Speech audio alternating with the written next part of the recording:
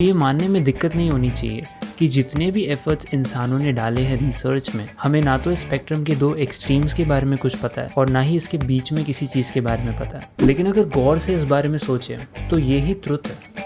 आप सुन रहे हैं क्लिक रिफ्लेक्ट का वीकली पॉडकास्ट। नमस्कार, आप सुन रहे हैं क्लिक रिफ्लेक्ट का वीकली पॉडकास्ट, जहाँ हम हर हफ्ते एक ऐसे टॉपिक के बारे में बात करते हैं जिसको सुनने के बाद आपको अपने ऑर्डिनरी लाइफ पर रिफ्लेक्ट करने का एक नया पर्सपेक्टिव मिलता है। आज हम बात करने जा रहे हैं बिलीफ और बिलीफ सिस्टम्स के बारे में। शुरू करने से पहले अगर आपने अब तक इस चैनल को सब्सक्राइब नहीं किया है तो जल्दी से कर दीजिए, बिकॉज मैं हर हफ्ते इस चैनल पे ऐसा ही एक पॉडकास्ट का एपिसोड अपलोड कर रहा हूँ। और बेल आइकन को भी दबा दीजिए ताकि वीडियो अपलोड करते ही आपको उसका नोटिफिकेशन मिल सके। पहले ये समझते हैं कि बिलीफ क्या होता है। डिक्शनरी में हमें बिलीफ की ये डेफिनेशन मिलती है: an acceptance that something exists और is true, especially one without proof. मतलब कुछ ऐसा कि जो हम मान लेते हैं सच है बट उसको प्रूव नहीं कर सकते एज सच। एक ब्रॉड पर्सपेक्टिव से देखें तो हमारे बिलीफ्स दो प्रकार के होते हैं। पहले जो हमें अपनी फैमिली और कल्चर से मिलते हैं, और दूसरे जो हम अपने लिए खुद चुनते हैं जैसे हम बड़े होते हैं। अब पहला वाला बिलीफ सिस्टम आपके कंट्रोल में नहीं है। जैसे आप ये नहीं चुनते कि आप एक हिंदू फैमिली में बॉर्न होंगे या आप एक क्रिश्चियन फैमिली में बॉर्न होंगे। आप ये भी नहीं चुनते कि आपके नेबरहुड में सब लोग एक ही कल्चर के रहते हैं या अलग अलग कल्चर के लोग रहते हैं। लेकिन दूसरा बिलीफ सिस्टम हमारे कंट्रोल में होता है, हम चूज करते हैं, और ये कई फैक्टर से इन्फ्लुएंस होता है, जैसे कि आप किस तरह का मीडिया कंज्यूम करते हैं। फॉर एग्जाम्पल, अगर आप पूरा दिन बैठ के टीवी न्यूज़ चैनल्स की नेगेटिविटी कंज्यूम करते रहेंगे, आपका ये बिलीफ सिस्टम बन जाएगा कि इस दुनिया में कुछ भी अच्छा है ही नहीं। आज मैं इन दोनों बिलीफ सिस्टम्स के बारे में कुछ भी नहीं कहने वाला, लेकिन एक चीज़ जो मुझे सबसे ज़्यादा इंटरेस्टिंग लगती है वो है एक थर्ड बिलीफ सिस्टम। और ये चीज़ सिर्फ मेरे लिए या सिर्फ आपके लिए अप्लाई नहीं करती,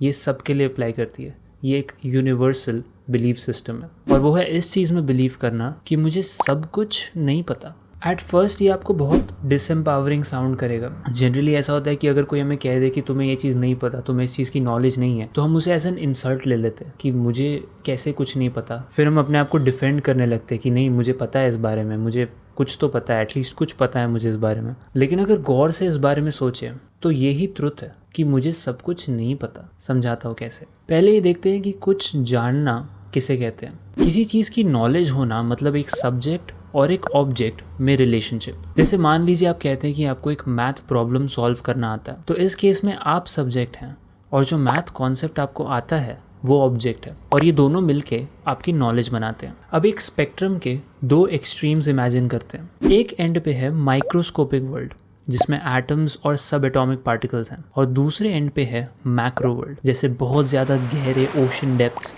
और दूर दूर तक आउटर स्पेस में फैला अंधेरा और एम्प्टीनेस, जिसके बीच में फॉर सम रीज़न हमारा प्लैनेट एक सन के अराउंड रिवॉल्व और रोटेट कर रहा है। अब यदि हम आज तक की ह्यूमन हिस्ट्री को देखें तो ये मानने में दिक्कत नहीं होनी चाहिए कि जितने भी एफर्ट्स इंसानों ने डाले हैं रिसर्च में, हमें ना तो स्पेक्ट्रम के दो एक्सट्रीम्स के बारे में कुछ पता है और ना ही इसके बीच में किसी चीज़ के बारे में पता है। एग्जाम्पल, साइंटिस्ट केवल ये जानते हैं कि एक एटम में 99.99% एम्प्टी स्पेस है, और जो बहुत कम परसेंटेज मैटर है वो हमें पता है इलेक्ट्रॉन्स, प्रोटॉन्स और बाकी सब एटॉमिक पार्टिकल्स। तो ऐसा मान सकते हैं ना कि हमें एक एटम के बारे में 99.99% चीज़ें तो पता ही नहीं है। सिमिलरली स्पेक्ट्रम के दूसरे एंड के बारे में तो एग्जाम्पल देने की ज़रूरत ही नहीं है। किसे पता कि असल में कितने यूनिवर्सेस है, हमारा ऑब्जर्व्ड यूनिवर्स ही कितने ज़्यादा बिलियंस जोड़ने के बाद बनता है, असल में कितने हैं किसे पता। अर्थ एक सोलर सिस्टम का पार्ट है, तो कहते हैं फिर बिलियन सोलर सिस्टम मिलाओगे आप, बिलियन, तो जाके एक गैलेक्सी बनेगी।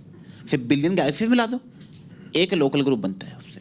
फिर बिलियन लोकल ग्रुप मिला दो, अब है एक और बिलियन, और जब ऐसे 5-6-12 बिलियन लगा लोगे तब जाके हमारा ऑब्जर्वेबल यूनिवर्स बनता है कि भाई अभी इतना यूनिवर्स है ढूंढने को, और पक्का है, पर अभी तक तो इतना ही पता है कि इतना ढूंढना है। मैं कहा जब इतना है अभी ढूंढने को तो रहने दो फिर। तो जो पॉइंट मैं आप तक पहुंचाने की कोशिश कर रहा हूँ वो ये है कि हमें वास्तव में इतनी कम चीज़ें पता है कि ऐसा मान सकते हैं कि हमें कुछ भी नहीं पता है। तो जब ऐसा है तो क्यों हमें अननेसेसरी बोझ लेकर घूमते हैं कि हमें हमेशा सब कुछ पता होना चाहिए और हमेशा सही होना है। अगर मुझे किसी चीज़ की नॉलेज नहीं है तो मैं उसे वीकनेस की तरह क्यों देखता हूँ? हम इस चीज़ से कंटेंट क्यों नहीं रह पाते कि मैं कितनी भी कोशिश क्यों ना कर लूँ? ऐसा पॉइंट कभी नहीं आएगा जब मुझे हर चीज़ के बारे में सब कुछ पता होगा। आई थिंक इसका कारण ये है कि हमारा माइंड हमेशा सर्टेनिटी क्रेव करता है। मतलब हम अपने बिलीफ सिस्टम्स को यूज़ करके अपने अराउंड एक ऐसा फिक्शनल वर्ल्ड बुनते हैं जिससे कि ये सब वास्ट अननोन एक्सपेंस को एक डेफिनेट स्ट्रक्चर मिल सके, basically to find order within the chaos. अब इसका एक एक्सट्रीम वर्जन है, मुझे कुछ नहीं पता, बट मुझे लगता है कि ये एक्सट्रीम वर्जन हर किसी के लिए नहीं है, स्पेसिफिकली अगर आपने स्पिरिचुअल वर्क जैसे माइंडफुलनेस नहीं किया है तो। बिकॉज देन अगर आप ये मान लोगे कि आपको कुछ भी नहीं पता तो आपके लिए बहुत ईजी है नाइलिज्म में चले जाना। मतलब इस जग में कुछ भी मैटर नहीं करता। Nihilism is the belief that all values are baseless and that nothing can be known or communicated. It is often associated with extreme pessimism and a radical skepticism that condemns existence. A true nihilist would believe in nothing, have no loyalties and no purpose other than perhaps an impulse to destroy. वैसा please मत करो।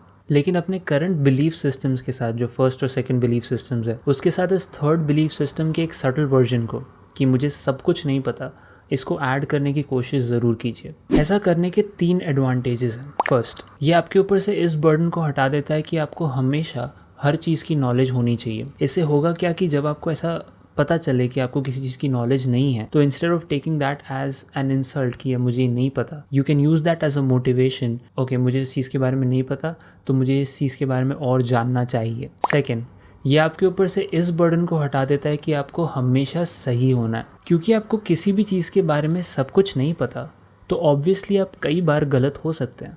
Third, ये आपके लिए unknown possibilities को खोल देता है। जब आप अपने आइडियाज़ और दुनिया के लिए आपके पर्सपेक्टिव को स्टर्न रखते हैं तो आप अपने आप को एक क्लोज्ड बॉक्स में बंद कर लेते हैं। तब आपको कोई भी उस चीज़ के बारे में कोई नई चीज़ नहीं सिखा सकता, बिकॉज आप ये मान के बैठे हैं कि आपको इस चीज़ के बारे में सब कुछ पता है। बट जब आप अपने आप को इस वल्नरेबल पोजीशन में रखते हैं कि भले ही आप किसी चीज़ में एक एक्सपर्ट हैं, आप बहुत सालों से उस चीज़ को कर रहे हैं, लेकिन फिर भी आपका एक थर्ड बिलीफ सिस्टम ये है कि मुझे इसके बारे में सब कुछ शायद नहीं पता, तो एक बिगिनर भी आपको एक नई चीज़ सिखा सकता है, एक नया आइडिया बता सकता है। आपको सिर्फ अपने दिमाग को ओपन रखना है to take in new ideas जो आपके करंट आइडियाज़ को अपोज करते हैं। ये डिफ़िकल्ट है, ये इतना इजी नहीं होगा। जैसे मैंने पहले कहा कि हमारा माइंड सर्टेनिटी क्रेव करता है। आपका माइंड ये चाहेगा कि हाँ, मुझे इस चीज़ के बारे में पता है, ये चीज़ ऐसे इस दुनिया में होती है और ऐसे होनी चाहिए। एग्जाम्पल, मैं खुद इस चीज़ से डील करता हूँ। जैसे अभी मुझे अडोबी के कुछ सॉफ्टवेयर्स यूज़ करने आते हैं अच्छे से, बिकॉज मैं उन्हें कई सालों से सीख रहा हूँ। तो अब अगर कोई मेरा दोस्त मुझे पूछे कि ये चीज़